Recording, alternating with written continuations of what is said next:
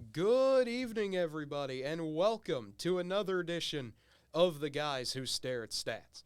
I'm Cade Kennedy alongside Andrew Santangelo, and we have a busy show today. Going to be a lot of sports news to talk about. We've officially entered the dreaded desert of July, where there's no real games going on. I don't know enough tennis to talk about Wimbledon. I really can't. Golf, I really can't tell you anything going on there. But still going to be fun to talk about. Got some baseball to talk about. College football realignment. It never stops ever. NBA free agency still going on. A whole lot to talk about. Not a whole lot to analyze, I guess you could say. But as always, turning it over to Andrew. Andrew, how is everything going today with you? It's going very well. Feels good to be back. Was gone for a little bit. Yeah. Came back this week on the 4th. Had a good July 4th. Hope you did and everybody else I did. And caught the Alva fireworks show. That was pretty good. And now ready to just get back in and dive into everything we've missed over the last week. Yeah, it is. It is always a fun time for me for the Alva fireworks show because I have the perfect view. I can just look out my front door. Okay. Because they moved it from, it usually is at the football stadium. They moved it to like somewhere at the recreational complex this year. So, it moved about 20 feet. And I can just see it. There's one big tree kind of blocking some of the little ones, but all the big fireworks you can just see right from the front porch. So my mom and I, we always do this tradition. We just pull our chairs up that are already in the living room, scoot them to the front door, turn on the radio because, they usually have music playing, and we just watch it from there in the nice air conditioning. Awesome. Don't need to sit out in 95 degrees at 10 o'clock at night. And, of course, Connor will be joining us in the chat as he is currently out in California trying to, do this thing called work. I don't know what that is. It's summer. My job is a college student. That's my job. I don't know about you, Andrew. I know you're busier than I am. You have a life. You actually do things.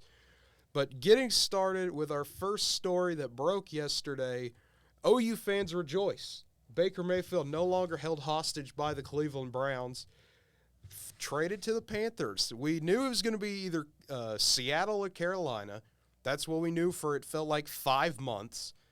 And the trade was finally made for really nothing. I mean, a conditional 5th-round pick.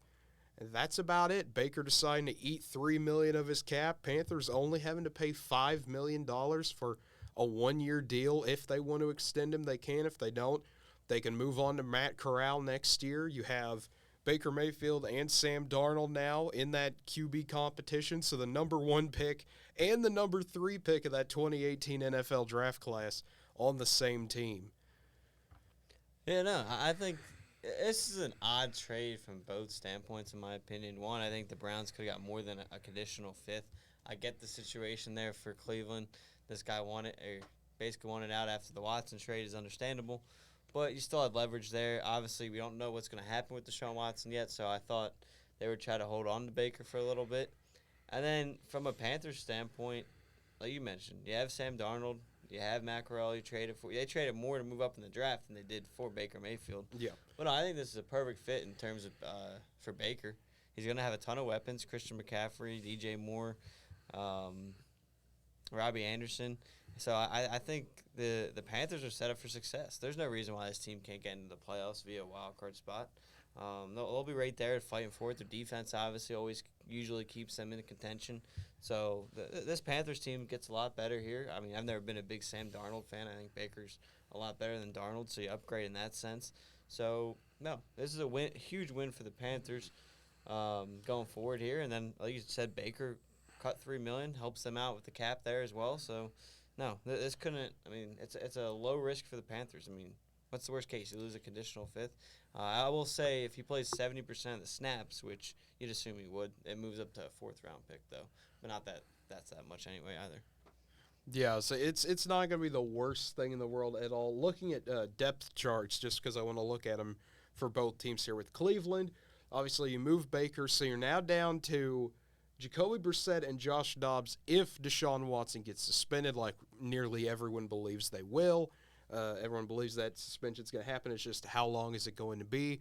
Most reports I've seen speculate at about a year.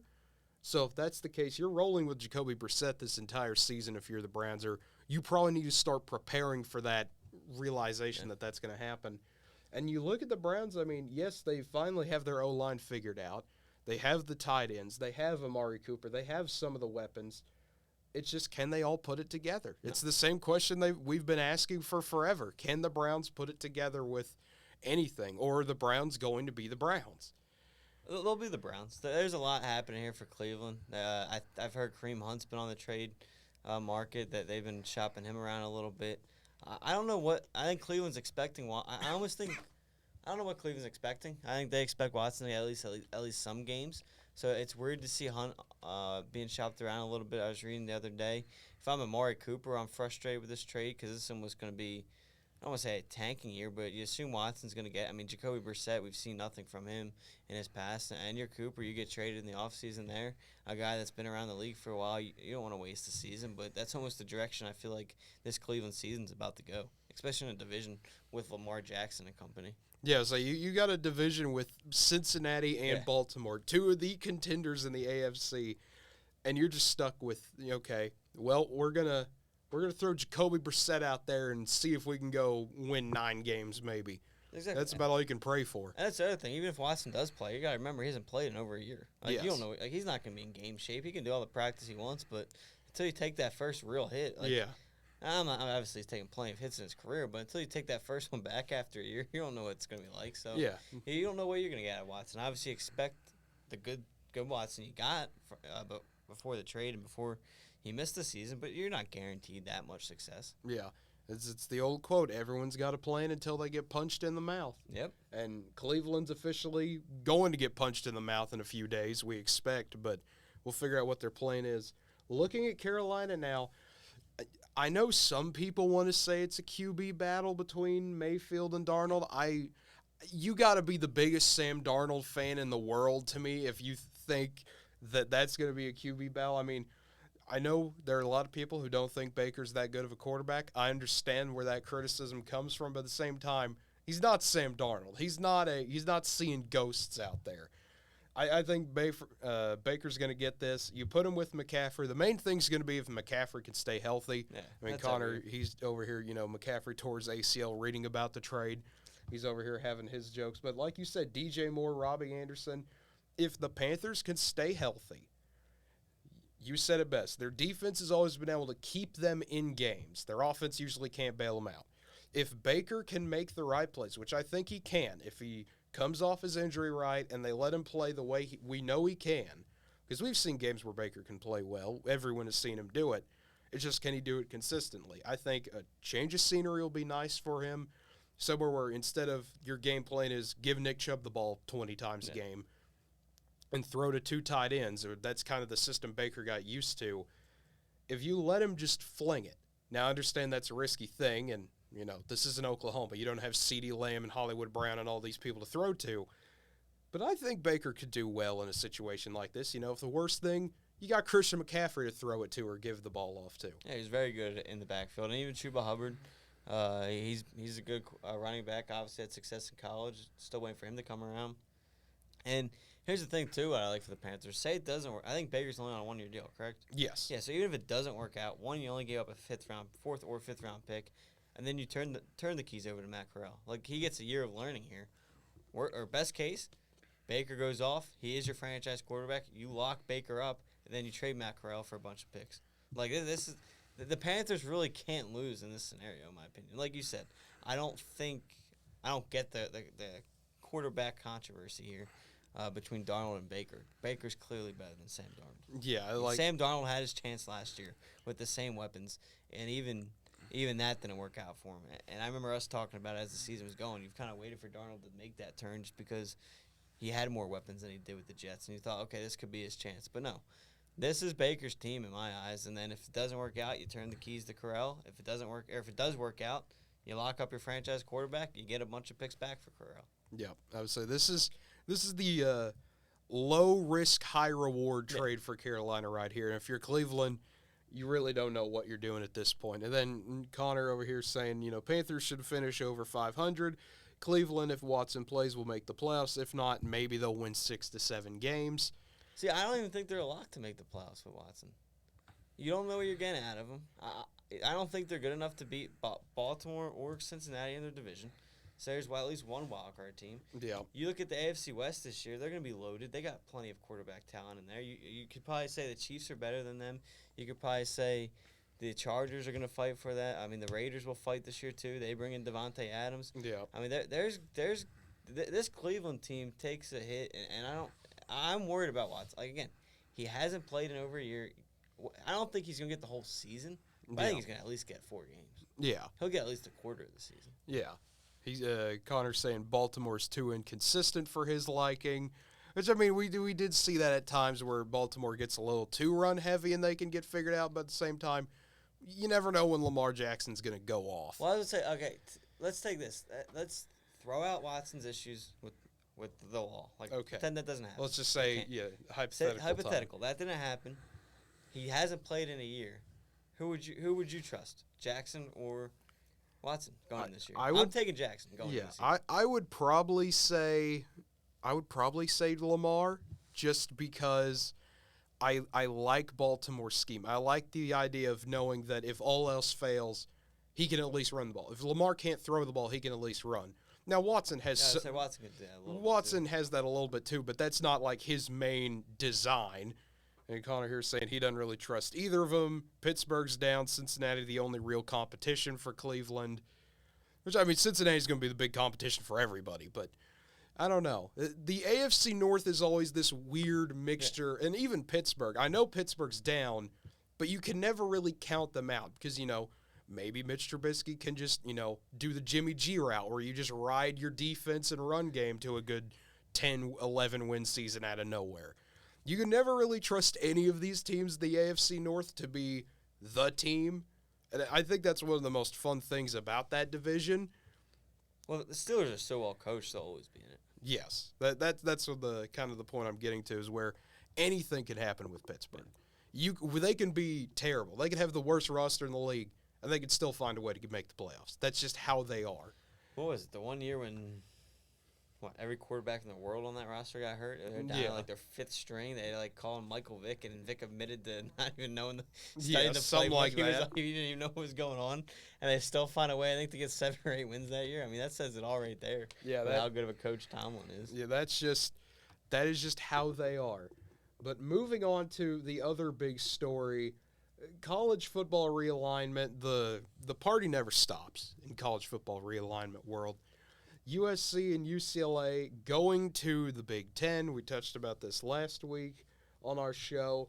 The Pac-12 began to accelerate negotiations for media rights deals, trying to see if either ESPN or Fox wants to take them, restructure the contract now while they still have the 10 teams they have.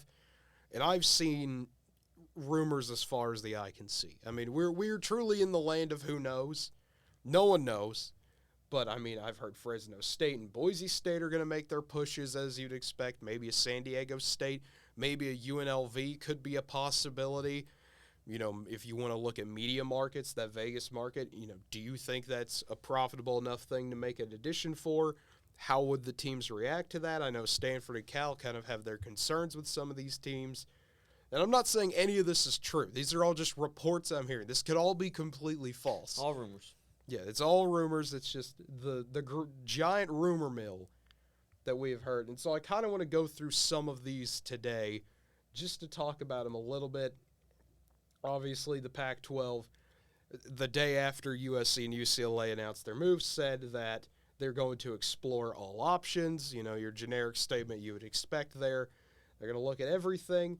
But the main rumor comes down to, what does the Pac-12 do? Does the Big 12 poach the Pac-12? Is there a merger? I've heard talks of potentially a Pac-12 alliance with the ACC that might happen that allows them to play each other a bit more frequently, maybe air some Pac-12 games on the ACC network, possibly even. There are so many ideas you could go with this, but it all comes down to Notre Dame. Because if Notre Dame joins the Big Ten, I think Oregon goes, maybe Stanford goes, maybe even Washington goes. But if Notre Dame decides to stay independent, who has more power? Does Washington and Oregon staying in the Pac-10, I guess at this point, give them more power to maybe try to take someone from the Big 12 or form an alliance with the ACC even? It's the whole who knows. Yeah, and this goes beyond football, to be honest. I mean, this will be all sports. I read somewhere that UCLA was actually in jeopardy of losing some sports, and this move actually gave them enough money to save sports. So it's big on that front, too, for UCLA. And I know, and this is where people got to realize, everyone's saying, oh, well, the travel's going to go up and they're going to lose a lot of money. No, UCLA is going to make more money here in the Big Ten. That's just the way it's going to work with TV rights and all that, the Big Ten network. And it's a win for them in that eyes. Obviously, yeah, they're going to have to travel farther. It is funny looking at the map where UCLA and USC are just sitting in California. Everyone else is way on the East Coast. But, no, I think there's a lot to happen here, like you said. There's a lot of different options. If I'm the Pac-12, I go get San Diego State and Boise State.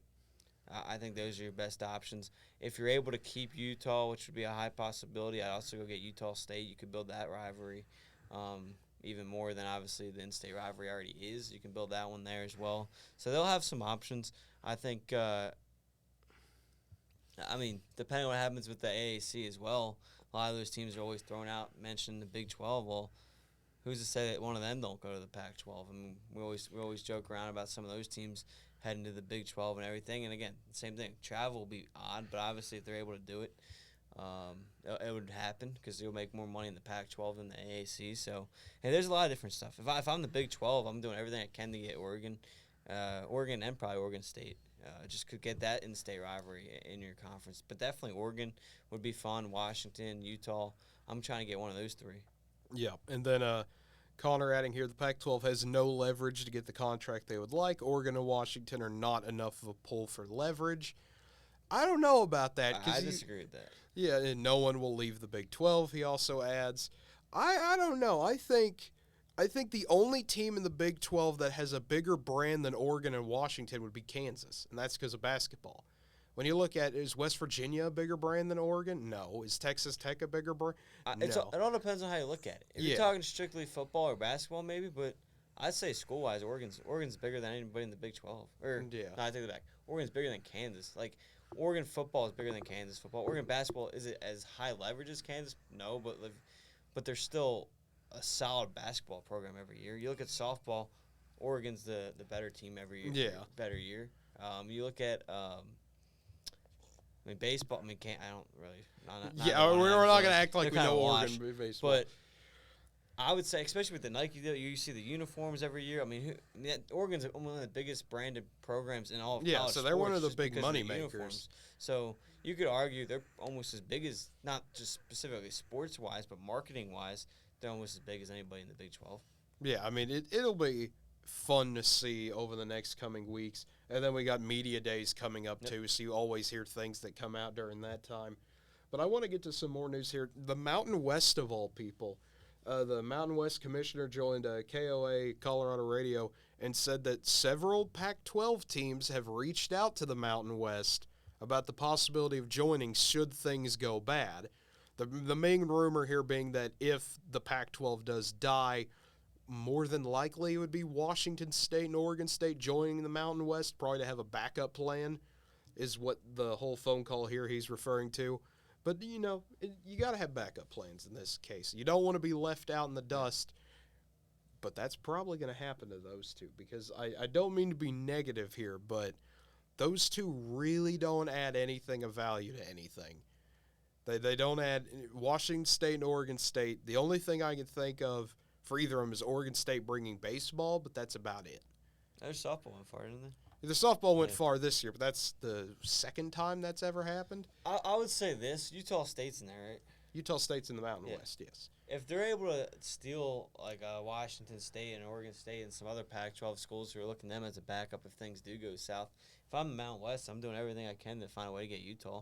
Yeah. I mean, you could find a way, even in the Mountain West, if a lot of teams are out that way. If you find a way, I know it's not likely or ideal, but if you find a way to almost merge a lot of the Pac-12 with the Mountain West, that could be interesting in some ways. Yeah. Moving on to the next thing here, this came out 2 hours ago. Apparently Florida State now starting that idea of exploring leaving the ACC for a new conference. Florida State probably, SEC is what I'm thinking for them once we get there down the road, but their big, what is it called? The grant of rights deal, there we go.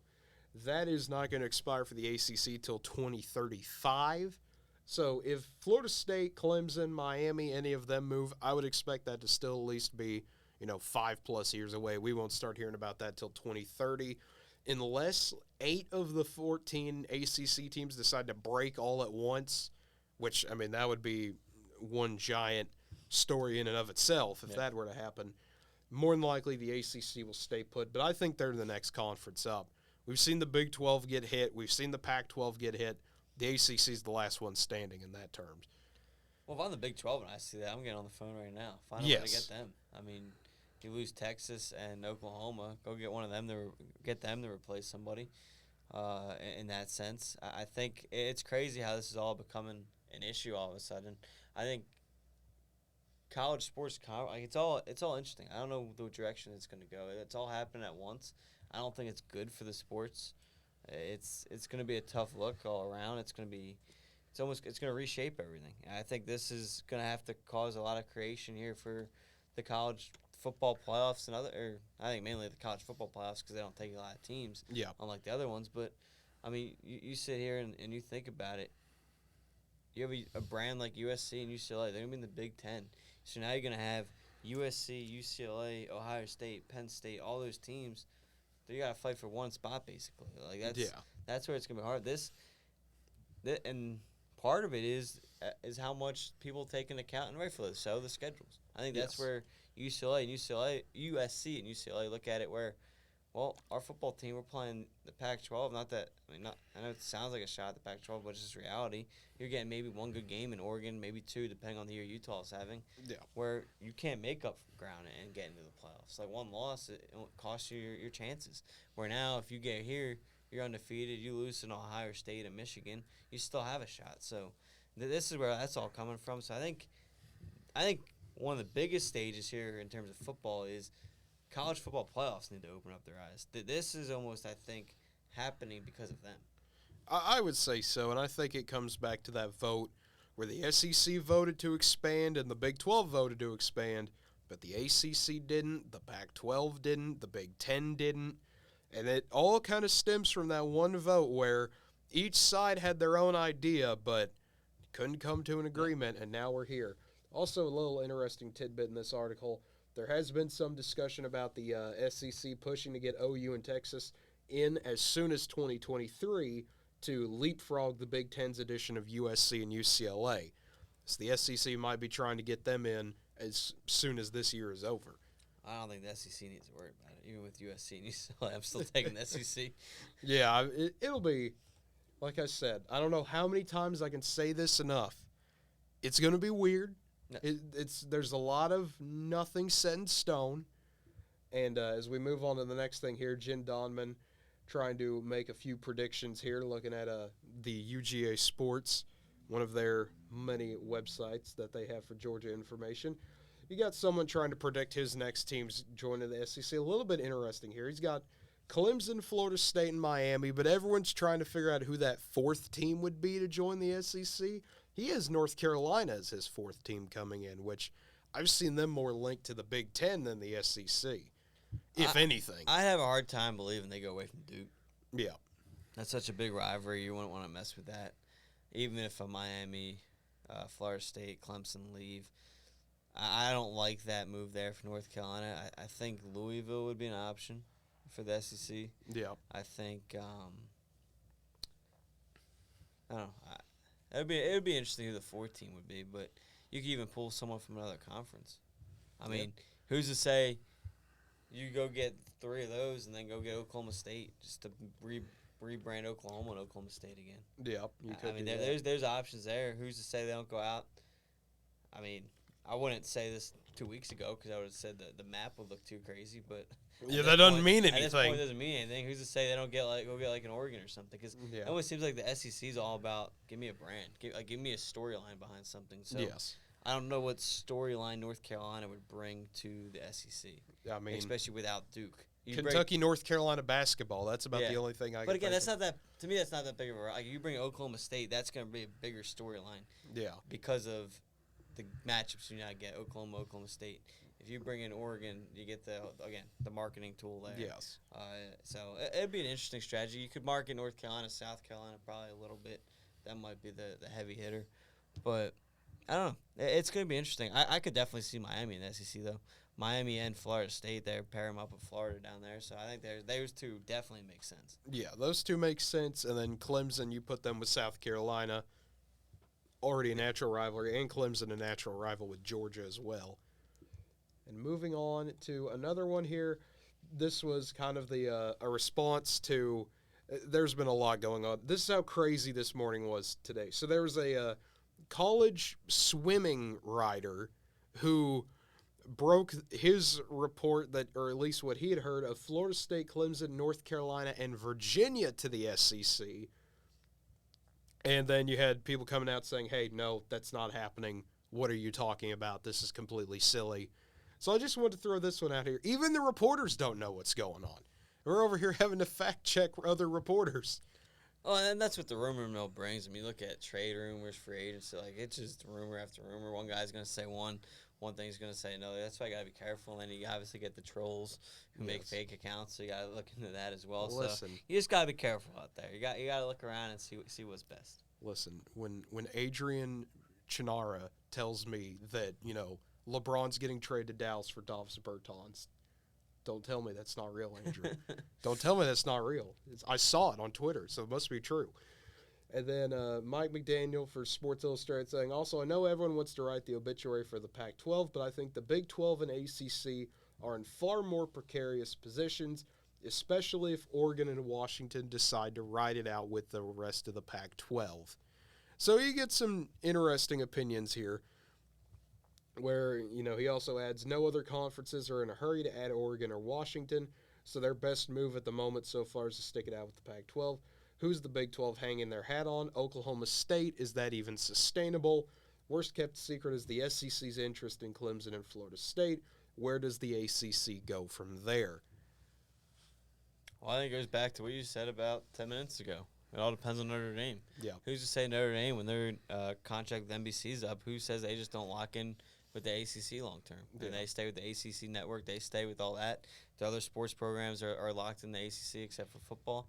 So who's to say they just don't join the ACC? And then I don't think the ACC is much to worry about. Obviously, Florida State's big, but, I mean, in reality, how big of a loss is that to the ACC? Yeah. I mean, yes, they are a loss in some just because of name, but I'd much rather, like, if you're telling me, would you rather keep Notre Dame or keep Florida State? I'm trying to keep Notre Dame. Yeah, I'm trying to keep keep if you're pairing those two up. Even Notre Dame, Clemson. I think I'd go Notre Dame.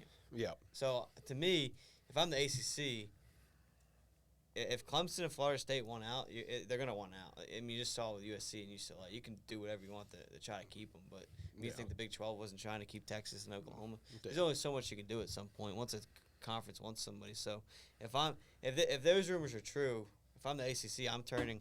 Let me go keep Notre Dame. Yeah.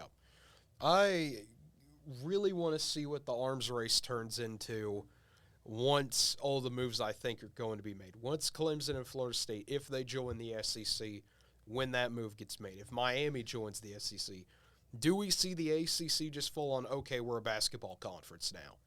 Try to keep the Carolinas and Virginias together, and okay, we're going to go all in on basketball. Try to get some of the bigger basketball brands you possibly can.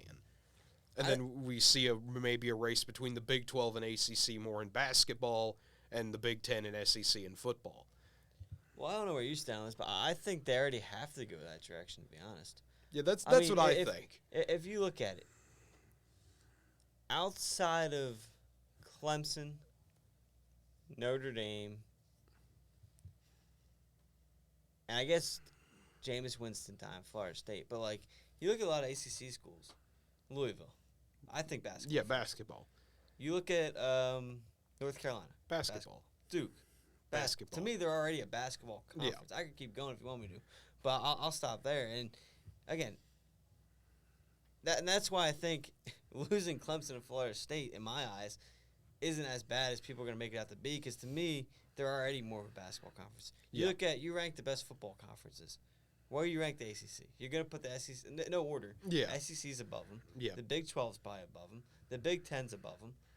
Probably. Pac-12, depending on the year, was arguably right there with them. Yeah, it depends on how good USC is. So now, obviously, that moves so that you can take Pac-12 out of it. But then you go to basketball. Where's the ACC rank? They're probably the best, top to bottom. The ACC is probably the best basketball conference. Maybe outside the Big 12 gives them a fight. But I don't know. Maybe that's just me coming from a northern part of the country, and I've always been a big basketball guy. But whenever I think of the ACC, I think basketball first. Yeah, I think that's where most of us lie. Where you look at the ACC, you think of basketball. Clemson being good at football was kind of a surprise. Where it's like, oh, okay, yeah. Well, them being top 15, okay, good for them. The ACC usually has one or two. Florida State or Miami, one of them's always good. Who's going to be that saying? Oh, what do you mean Clemson won a national title? Oh, now they're just a contender now because no one can challenge them. Miami was down. Florida State was down.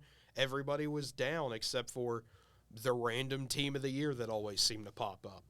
And even then, they were usually a 8-4, 9-3 team trying to challenge a top 5 Clemson team. Yeah, no, exactly. And that's I don't know. That's where it's all going to come in. What do they feel? And obviously, football is the bigger market. It makes more money. But you look at some other conferences, like look at the Big East. They've survived over the years. They've never once been a football conference.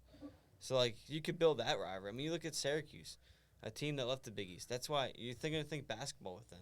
Like, a lot of those teams, you could that'd be an interesting one. If, like, the ACC, the Big East, they could really market their basketball strategy. Yeah. And I think that's almost why the Big 12 did it a few years ago, made that contract playing the Big 12, Big East Challenge every year. I think Big 12 was trying to market their basketball conference side of things outside just Kansas because, well, I mean, when you think of the Big 12, really you only think, I mean, obviously now Baylor with how good they've been the last few years. Yeah. But really you only think about Kansas before these last few years. So I think that's where it comes in. And you don't see that in football. I'd actually like to see that. And I know a lot of the teams like to play one of the, an easier game the first three. But why doesn't the ACC and the Big 12 do a challenge in the first 3 weeks of the season somewhere? Why doesn't the Pac-12 and teams do that? That way you can create some more of those marketing opportunities. And I think it'd save a lot of these schools from trying to change conferences so much. I think you're getting stuck with the same games over and over, the same strength of conference schedules because you look at some of these teams, they're playing 3 wins, and then you get the conference, and that's what hurts them. So, I don't know. I think that's where football's got to be a little more creative, I guess. Yeah, and the thing that bothers me always with scheduling, and you look at it in college basketball, how long does it take to put a schedule together? To schedule a team. It takes like 2 weeks. Hey, you want to play this date? Yeah, sure, we got this date. Let's go. Football, you've got to schedule it 10 years in advance. Oklahoma's like, hey, look at this. We signed Clemson in 2035. Okay, they might be horrible by then. That might be a terrible game by then. OU and Clemson might both be battling for 7 wins. Well, that's why I was cracking up when Oklahoma State signed home and home with Alabama, I think in 2029, 2030. Yeah. It was like Nick Saban might not be there anymore. Yeah. It was like, okay, that might be when OU was like, hey, look, we scheduled Alabama in 2002 and 2003, and Alabama went 3-8 or something like that the year before they played. I would love to see teams just hold that first week open, whether it be basketball or football, and just be like, okay, you were a conference champion, you'll play their conference champion. Mm-hmm. You want to make these marquee games? Let's make these big marquee games. I'd love to see it more in basketball. I know you've talked about being a Big East fan. How intriguing would it for you, you have a Big East, ACC challenge, let's say week 1. Villanova, North Carolina, or Villanova, Duke, or something like that. That'd be an amazing game to see. Who wouldn't want to see that? And that's what basketball has really done that over the last few years. I always taken off, and that's been Gonzaga's biggest criticisms. They don't play anybody. Well, I think last year they played North Carolina, Duke, Villanova. They played Texas and Alabama. They played a lot of teams trying to save themselves before that conference. So it's going to be an intriguing market there, and that's what football has to do in my eyes. Yeah, they're doing everything they're supposed to do. And speaking of the Big 12, just one final thing to talk about. A little preseason college football poll coming out today. Baylor, for the first time in school history, picked to win the Big 12, getting 17 first-place votes. Oklahoma with 12. Oklahoma State coming in at a close third. Texas 4. K-State 5. Iowa State 6, getting that one first-place vote. Shout out that guy, whoever voted Iowa State first. TCU 7, West Virginia 8, Tech 9, and Kansas 10. So, I mean, it kind of unprecedented territory where Baylor getting it for the first time, I know, is a little shocking seeing them up there, just considering how the Big 12 has been over the past decade or so. It's either OU or Baylor, but with Oklahoma, I mean, being second with a new head coach and a new everything really coming in, it's a little shocking as an OU fan to see, but it's expected.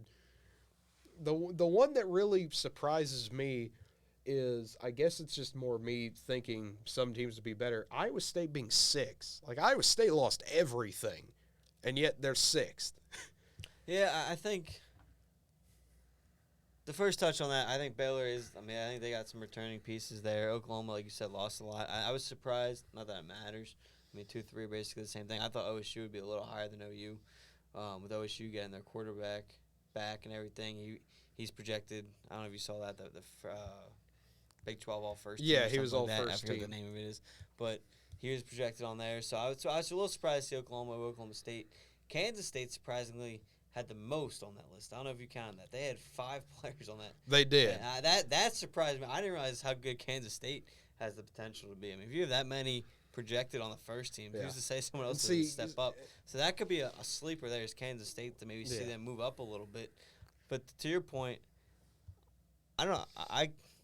To me, like you said, it's weird seeing some of those, but a lot of it doesn't really surprise me in the sense of Tech struggled. I think they got a new coach now, right? They do. They have Joey McGuire. West Virginia, they've struggled over recent years. TCU may be a little bit higher. That might be one you'd expect to be around the 4 to 6 range, but in reality, I think that's just the way it's going to be this year. I love the first comment here. Kansas is too high. Yeah. Hey, K-State fans know no bounds. They got to find a way to make fun of their rival, and it's just think about it. You got to be creative to come up with stuff when your rival's Kansas in football. Like, how do you make fun of them when they go 1-11 every year? Like, how do you do that? Like, just besides, you went 1-11, haha. You just they can't go any worse. They can't be any worse than they already are. No, exactly. I wonder how the point system works. I really for them to don't get know. 48 points, I wonder, does that mean somebody had to vote them not last? A couple people had to vote them not last. I wonder how that works. I think it's they get each team gets a certain amount of points, and I don't know how they do it for the bigger conferences, but maybe you get 5 points a team, and someone had to vote them one or higher because Kansas can't vote themselves or something like that. Yeah. I don't know. Same That's reason weird. probably Iowa State got a first place vote. Someone couldn't vote themselves first, so they had to put We'll throw somebody off. we think Iowa State will be pretty good. Sleeper pick. And moving on to NBA free agency, not a whole lot to talk about here. Still waiting for Kevin Durant or Kyrie Irving moves to be announced. Maybe one day they will. The big signing of the past few days, I guess if you want to call it that, Goran Dragic and TJ Warren. Kind of some of the bigger signings. TJ Warren going to the Brooklyn Nets, 1-year deal there. Goran Dragic, a 1-year deal with the Chicago Bulls. And the other one I saw here, this was a few days ago, but it was reported that the Raptors are probably the least complicated option for the Nets to trade for Kevin Durant. But the Raptors are staying involved in conversations, but they don't want to trade Scotty Barnes. They absolutely don't want to pull the trigger. They think he's the next big deal, so they don't want to trade him for Kevin Durant. Yeah, I'll say this. I think we're going to be waiting a while for this Kevin Durant trade just because the Nets are asking for A lot, which rightfully so. And what doesn't help it is the Rudy Gobert trade puts them in a tough spot because now you got to at least match all that, all those trades or that trade and everything that went down there. But I read a report today. They offered Minnesota Durant for Anthony Edwards, Karl Anthony Towns, D'Angelo Russell, and 4 first-round picks. Obviously, Minnesota's not going to do that trade. Yeah. They'd be insane to do that trade. So, again, I think we'll be waiting here a while for the Durant trade because if they're asking for that much, I mean, who even has that to give? Like, you look at some of the contenders. Let's take the Mavericks. They're a team you're around the 4-5 seed every year. You need a guy like Durant to get to the next step. You're obviously not going to trade Luka. Who in the world are you going to trade for a guy Durant? There is nobody you can trade. Yeah, I was about to say, what are we going to do? Trade everybody that's not Luka? Like, you take some of those teams. Let's take the Celtics. You a team that went to the NBA Finals. Who would have got them over that that spot in the finals and beat the Warriors? Probably a guy like Durant. Yeah. Who are they going to ask for from the Celtics? A Jaylen Brown, a Jason Tatum picks, Marcus Smart? Like, they're not going to do that. Yeah. They're not that far away. Even the Warriors. Let's take the Warriors, because apparently the Warriors are somehow in the running. Listen, Who in the world are the Golden State Warriors going to trade for Kevin Durant? Curry's obviously not going anywhere. I don't know if they were. I was thinking, like, if that trade was maybe Wiggins and Poole and, like, some combination of that. But even then, the Nets are going to be like, no, give us Steph Curry or something like that. Well, that and Wiggins, Poole, and then what? You're going to ask for 5 first-round picks that are going to be from the 28 to 30 range, basically a second-round pick at that point. I don't think the Nets take that deal. I don't know. It's going to be interesting. Their best option might actually be the Miami Heat. But what's funny about it is Ben Simmons ties him down because he has the max rookie contract, which why am I blanking on his name? The center on Miami. Which means Adebayo can't be traded. Yeah, Adebayo, that's it. So he can't get traded to the Nets because you can't have 2 of them.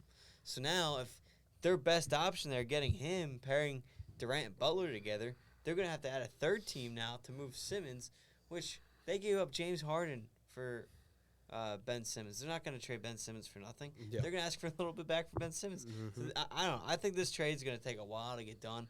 I think Kyrie gets moved before Durant just because it'll be a little easier. I don't know where Kyrie's going to go. The everything I'm seeing with him is Lakers, but they're the only team that wants him. I just don't know if they have enough. Could you imagine? Like, you're going to have to probably trade Westbrook in that deal. Yeah. Can Westbrook and Ben Simmons play together? Absolutely not. Like, and picture they those can't, two. But it'd be fun to watch. What is that half-court offense going to look like with Russell Westbrook and Ben Simmons, especially if you trade Durant? Yeah. So what, are you going to go with Adebayo, Simmons, and Westbrook? Like, I don't know. It's going to be interesting. Obviously, Durant. And here's the thing, too. Like, Harden, at least, he had the contract. He's going to be free agent. There's leverage there for team. Durant's still locked up. Like, there's no leverage. It's MVP, a 4-year deal. MVP, Hall of Famer caliber guy. He's going to be there for a while. Like, so that only adds value for the Nets. So I think we'll be here a while just because you don't know what they're going to offer. And then I read, I think from the Suns, they asked for Bridges, Cam Johnson, DeAndre Ayton, and like 4 or 5 first. Yeah. And what? So now you're going to be stuck with, Chris Paul and Kevin Durant? Yeah, and remember, they originally asked for Devin Booker, too. That was and Booker, too, yeah. So I guess can Paul, Booker, and Durant win a championship? Maybe, yeah. But who's coming off the I don't know. They're just so what does that bench look like then? I don't know, man. I really don't know what in the world you could pull with that. What I do know is it's time for you to talk about your one more thing. one more thing. I'm trying to find it. I don't know if you saw this. It came out right as I started walking down. It was something on Damian Lillard. Him and the owner. Oh yeah. The owner is not responding to Damian Lillard. Correct me if I'm wrong, but that's the way I understood it. Was the owner Damian Lillard's been trying to reach out to the owner and such, and she's not. I think she's not responding to him or something like that. First off, this guy's been nothing but loyal to you. Like, he could have demanded a trade so many times, so many years, and he's been nothing but loyal, making your franchise still relevant each and every year and giving you a chance to make the playoffs, possibly the finals that one year, and you're not answering his calls? Like, what? Yeah. Like, just tell him you don't want him at that point. Like, go ahead. Yeah, I've got this is a New York Post article. Blazers owner Jody Allen has refused to talk to Damian Lillard, who has reportedly had issues with the way the team is being run, the team source claimed. Damian wanted to sit down, and she didn't return his call. He even tried to email her, and she never responded. This is all going on while Phil Knight, the founder of Nike, has made a $2 billion bid to buy the Trailblazers. So it is wild in Portland. And, I mean, what do you do if you're the Blazers? Honestly, what do you do? I mean, Damian is giving his all. You want to get someone for him, obviously. You want to try to make the best team you can with him on there. But if your owner just doesn't care, how do you feel as a Blazers fan, knowing it just feels like you're wasting Damian Lillard's time, and you know any day he could ask for a trade? No, exactly. You find a way to move. I don't know. I don't know. Portland's been a fun fan base too, so I don't know what you do going forward. You gotta find something though, and maybe maybe it's time.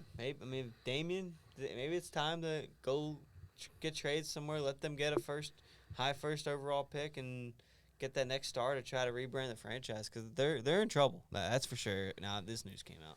Yeah, so it seems to me like they don't really value him, which I don't understand not valuing your star player in the most player-driven league in the world. But, that's just me. I would think you would try to make your superstars happy, but I guess not. Loyalty's been one of the most disappointing things in sports over the last few years. You get so many guys leave year after year. I mean, you look at James Harden. He's been on, 4 teams in his career, 3 teams in the last whatever years. Yeah, something like that. He's a superstar. You don't see, it used to be, okay, it's impossible to trade for a superstar. That's why the losing starts, so you can draft one of those. I mean, now all of a sudden you get everybody to leave. That's why it was cool to see Dirk stay with the same team. You saw Kobe stay with the team. You just don't see that anymore. Yeah. And to treat the guy that's been doing that for so long, I don't know. It's weird. It really is. I don't understand it either. But switching over to baseball now, talking a little bit about it, running through the standings, getting close to the All-Star game, my favorite time of the year because we get the home run derby, the best All-Star game activity in any sport. I agree. I love it. Home run derby never disappoints. Never disappoints. Something will always happen. Starting in the AL East, the Yankees are just continuing to dominate. The 59-23 record, you look at a 175 run differential.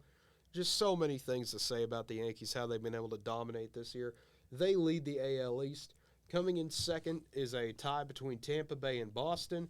Toronto sitting in fourth, just half a game behind both of those teams, though. And Baltimore, who is 39-44. Baltimore is already 7 wins better than they were last season, but they're still in fifth. Yeah, no, Yankees are obviously running away with the division. Their always biggest question is going to be health. Judge's got hurt before, Stanton's got hurt before, so that's always going to be their biggest question. If they stay healthy, they'll be a contender all year round.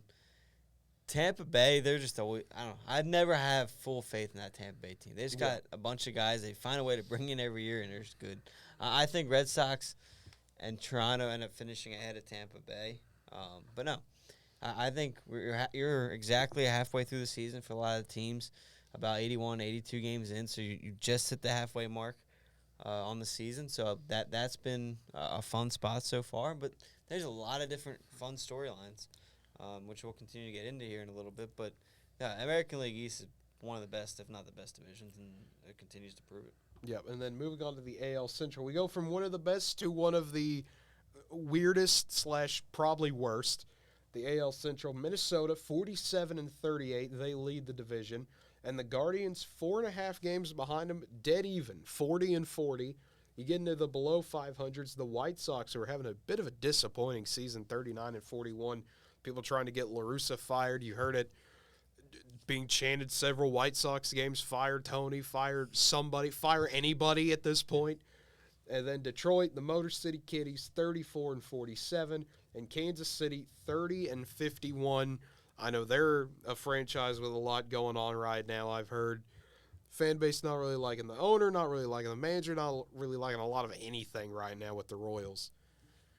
Yeah, this division's weird. I expect a lot more from the White Sox. They still have plenty of time to obviously turn it around, especially in a division that's struggling a little bit. They only sit 5.5 games back with over 80 games left in the season. So there's plenty of time to still fix your season and get going. But listen, obviously you don't want anyone fired or anything, but it might be. You saw the issues when they first hired him. He had the DUI, I think it was, and that caused problems inside the locker room. It just doesn't seem like the players are responding to him. Listen, I was wrong about Joe Girardi. I'm going to just jump the gun real quick to the Phillies. I didn't think it'd make that big of a difference, but it's clearly taken off and been a huge difference. I don't know why Chicago at this point, they don't try to take that recipe. At this point, you have to try to save your season, but then the counter-argument, a team we'll get into here in a little bit, who's one of the most disappointing teams every year, the Angels, it didn't work for them. So there's both sides to it. It's at what point, if you're the White Sox, do you want to try to save that season? And here's the thing. That they got plenty of talent. Jose Abreu won the MVP a few years ago. Tim Anderson's in the running for the batting title every year. Lance Lynn was a Cy Young winner / contender before.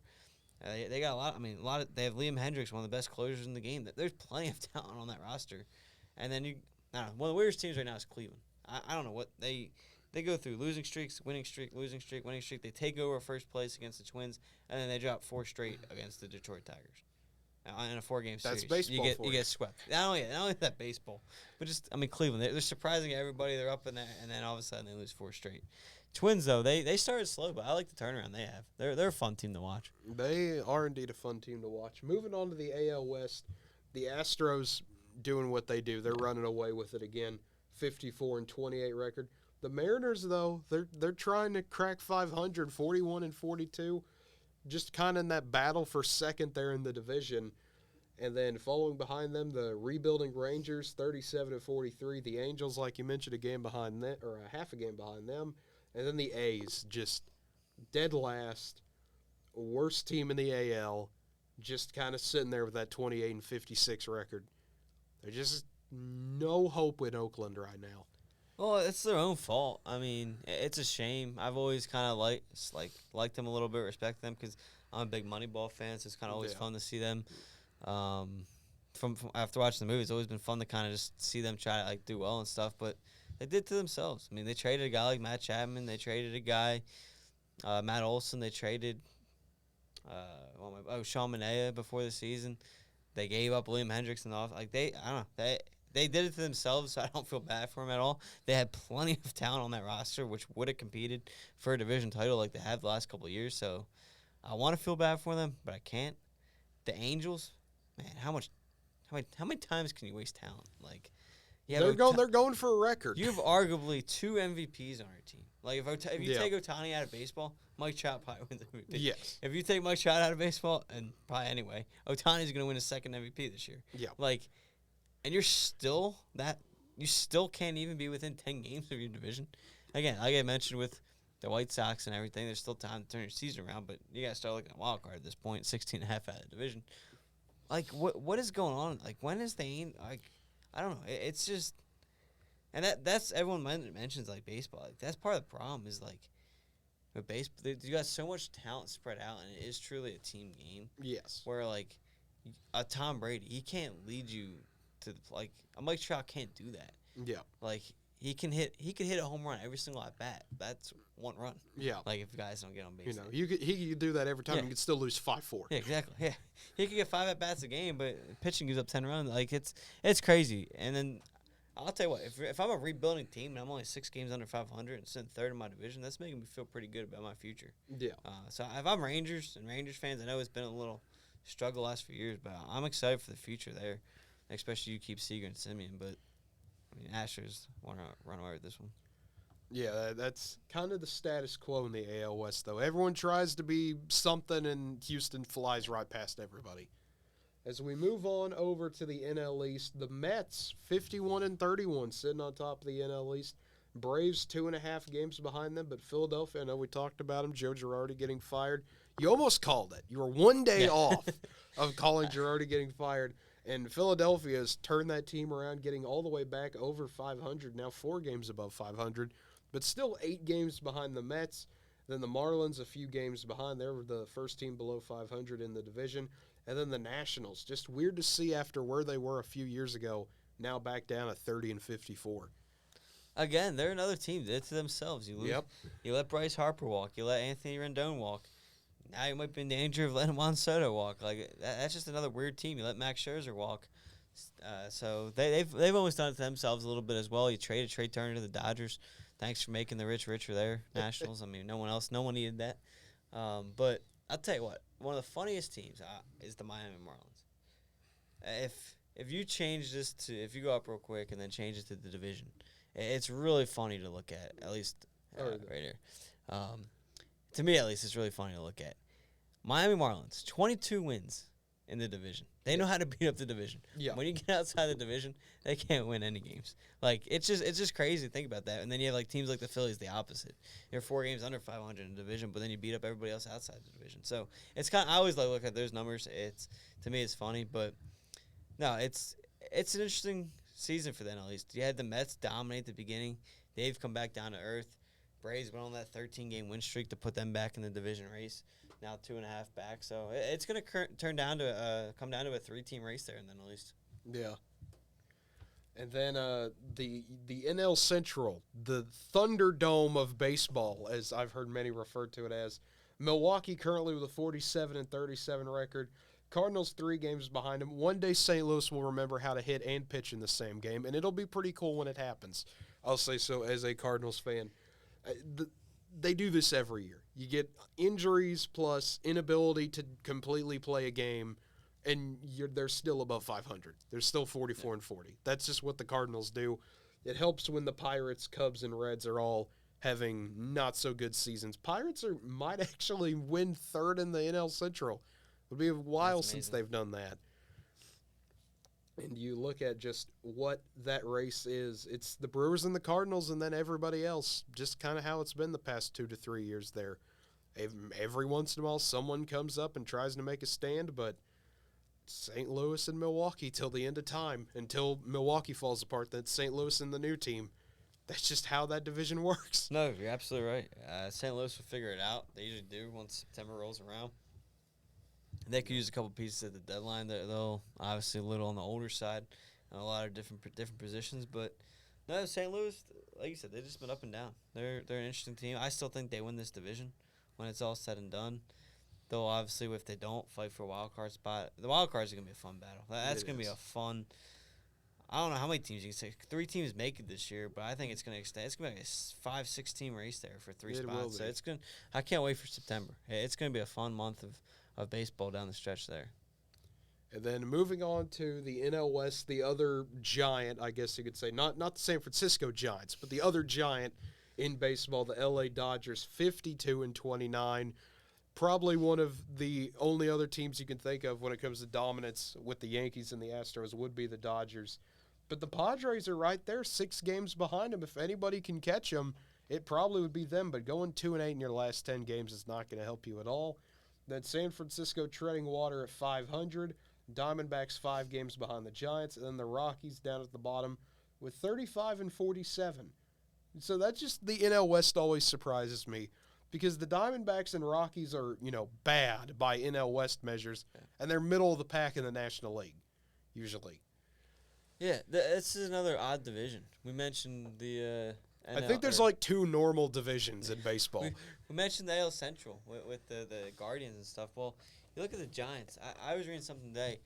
If we would have pulled this up last week, the Dodgers are only ahead of the Padres by a game, and they're ahead of the Giants by, I think it was 3.5 games. Yeah. Padres, as you mentioned, go 2-8. Giants go 3-7.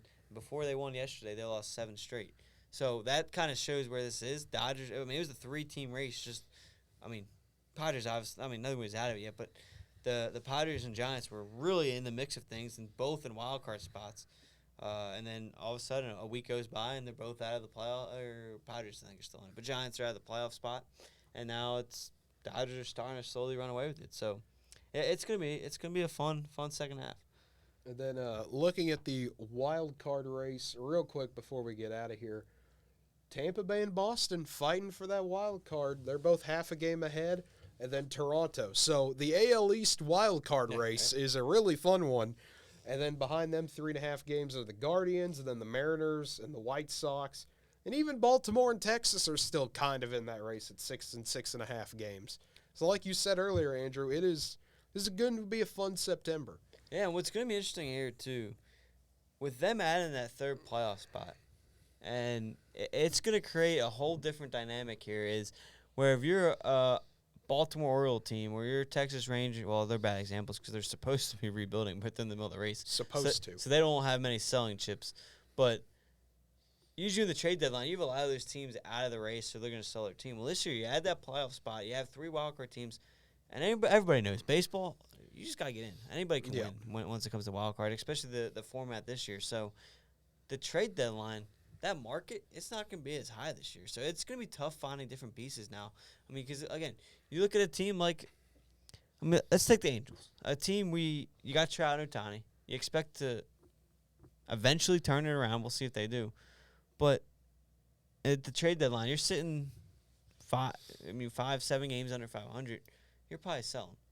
But if they get it within 4 or 5 games, they become buyers. Yeah. So and they're all the way down to almost down in the conference. They're in the National in the American League. So the adding the playoff spot is going to make it a fun September, even more fun this year. And then you look at the National League, it's the same way. The Braves have that first wild card pretty well in hand right now, 5 games above. Padres are 3 games above for that second one. But that third one currently held by the Phillies. But the Cardinals and Giants both within 2 games. They're St. Louis just half a game behind. And even the Marlins, maybe they can figure out how to beat some teams not in the NL East.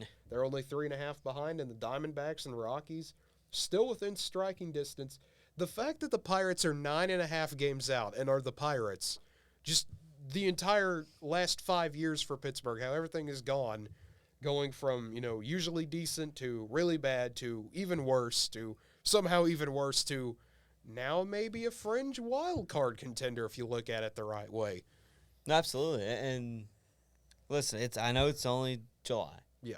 And it's a shame because some people are like, it's only July. These games don't matter. Talk to me when baseball gets to August and September. Yeah. Well, I'm going to ruin that argument for those people that want to try to hate baseball. Phillies and Cardinals played each other last week. Yeah. Phillies won 2 out of 3. Now, you have a game. Well, depending on what the Cardinals do tonight. Yep. I expect them to win, not get a 4-game sweep against Atlanta, but we'll see. Obviously, anything can Hopefully happen. they win. So let's just say they win. Yeah. Let's say they win. You're now tied, right? Yep. This weekend, the Phillies and Cardinals play each other again. Yes. This is the last 4 times they'll play each other. This becomes a huge, huge series now because the team you're tied with, you don't play each other. You don't play them the rest of the year. Mm-hmm. And You you'll gotta have get the that you'll have the tiebreaker. tiebreaker settled this weekend. For example, the Cardinals need to win 3 now to win the tiebreaker. The Phillies just need to split for them to get the tiebreaker because they took away that extra game. They used to do that game 163. Well, no, now they're going to the tiebreaker route in baseball. So this weekend is, the Phillies and Cardinals almost got treated like a playoff series almost because, again, you're 2 pretty close to even teams. Both teams have battled injuries throughout the year. Both teams have survived at points. We'll see what happens, obviously, but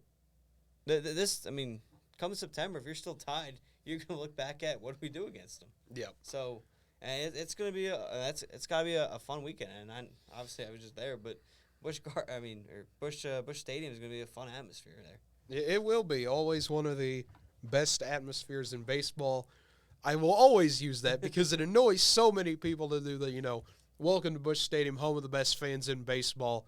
It annoys so many people. It's so wonderful to do. Well, it's funny. Every city's got the best fans in sports, apparently. Well, yeah. If you just ask them, right? Yeah, if you just ask them. There's 30 best fan bases. Yeah.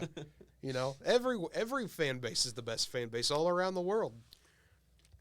But that will do it for today. As always, we thank you for tuning in. For Andrew Santangelo, I'm Cade Kennedy. If you liked what you heard tonight, feel free to give us a follow here on Twitch at twitch.tv/NWTV7. You can subscribe to our YouTube channel, whether that be the NWTV7 channel or the Guys Who Stare at Stats. And as always, if you want to stay updated on when our shows go live, you can follow us at Facebook, Twitter, Instagram, or TikTok at NWTV7. So until next time, have a good one, everybody.